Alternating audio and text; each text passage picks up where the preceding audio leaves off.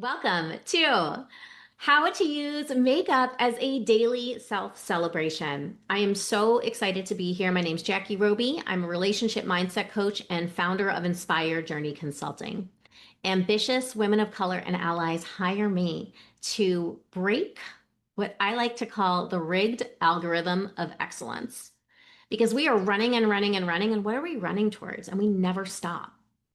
So let's break that apart to learn how to use your professional success to nourish your relationships instead of starving them and really become the main character of your story.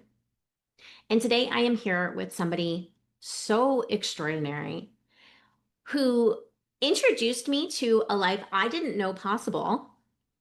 Carla Balzano, the founder of Creative Contour by Carla. She is a makeup artist, but not just any makeup artist. She is somebody who creates things that are so custom for you. She comes to you, she helps you shop, she hosts events. I've never met anybody like this. And what she does with her business is so extraordinary. I'm grateful to be here with her and to be talking about one of my favorite things, which is makeup and being glamorous and how it supports us and our feeling of self-worth and self-love. Wow. Thank you so much for that amazing introduction, Jackie. It was wow. I was like, oh my gosh, is that introduction for me? Hello, everyone. Thank you so much for joining us. As Jackie introduced me, my name is Carla. I am the owner and founder of Creative Contour by Carla. I am a makeup artist based in our lovely city of Boston. So anybody who's joining us from the city, hello, friends. I am so excited to talk about how we can use makeup as a daily self-celebration. Where do we jump in?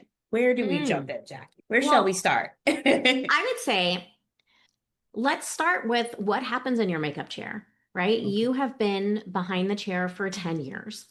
And I just want to know what is the most common thing that women say when they sit down? That's so real. I'm so glad we started with when people sit down in the chair specifically. I think a lot of people, when they sit down, actually, before they even sit down, let's not even talk about sitting down yet. When they're looking for a makeup artist, the first place they're looking is at your body of work. And they're trying to see if they can see themselves in your body of work. Mm. So that's the style of makeup that you have, that you offer. And that's also the people who hire you. So does somebody resemble them in your portfolio? And if they do, then they're going to look at, okay, how do I talk to this person?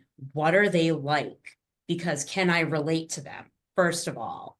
And then once they make that decision and they're sitting down in the chair and they say to me, I want to look really, really good. Well, of course, I have your back. Come on now, I'm a makeup artist. I know we know what we're doing in the looking good department.